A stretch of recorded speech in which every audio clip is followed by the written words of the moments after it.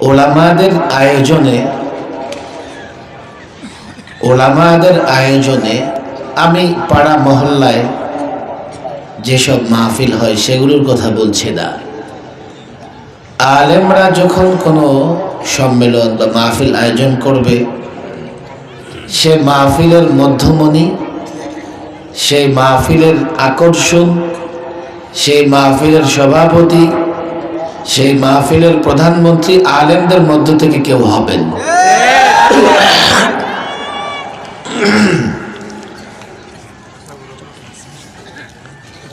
বলবেন কেন?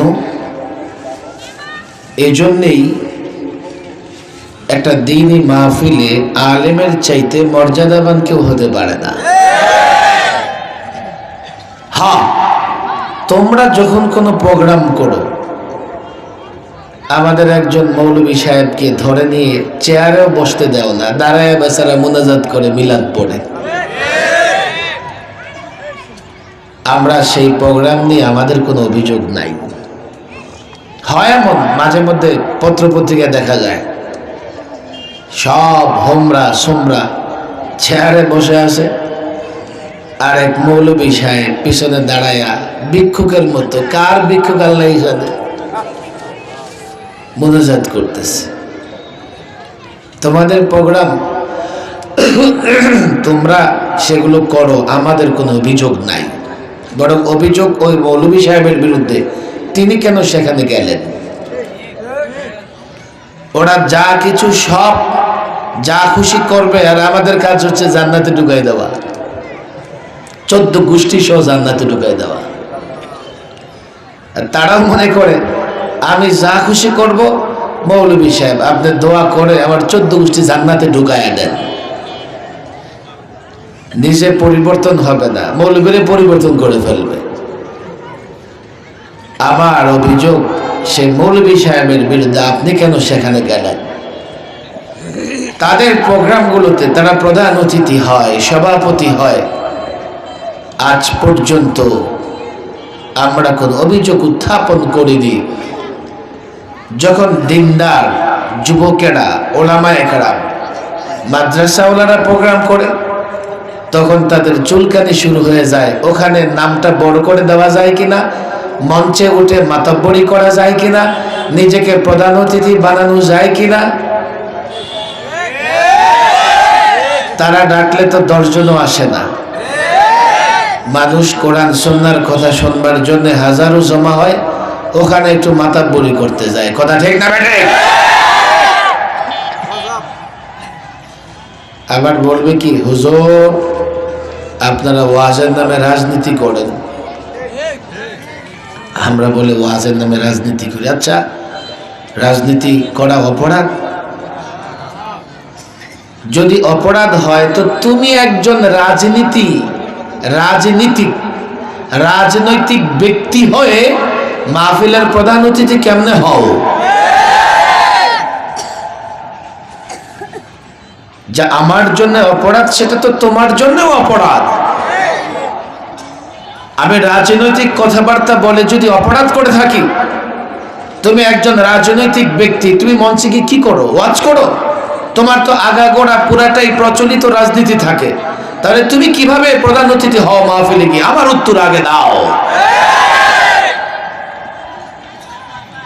তদ্রুপ মসজিদের ইমামদের বিরুদ্ধে বড় অভিযোগ, ইমামরা রাজনীতি করে। আচ্ছা, ইমাম রাজনীতি করলে অপরাধ, তো মুসল্লিরা কেমনে রাজনীতি করে? যে কাজ মুসল্লিরা করে সে কাজ ইমামকে তো করতে পারবে না। রাজনীতি অপরাধ, তাহলে যেই ব্যক্তি রাজনীতি করে সে মসজিদ কমিটির সভাপতি কেমনে হয়? আমি আপনাদের কাছে প্রশ্ন রেখে যাচ্ছি। 5ই আগস্টের আগে এটাকে হিন্দুস্তান মনে হইতো।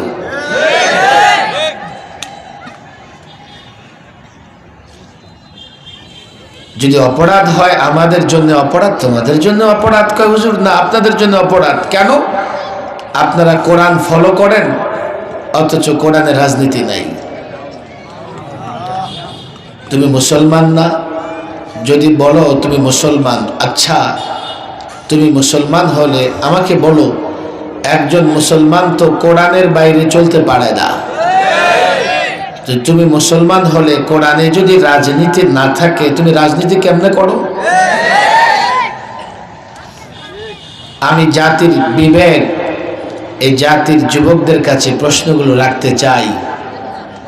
আমি তোমার দলীয় পরিচয় জানতে চাই না, আমি তোমার বংশের পরিচয় জানতে চাই না।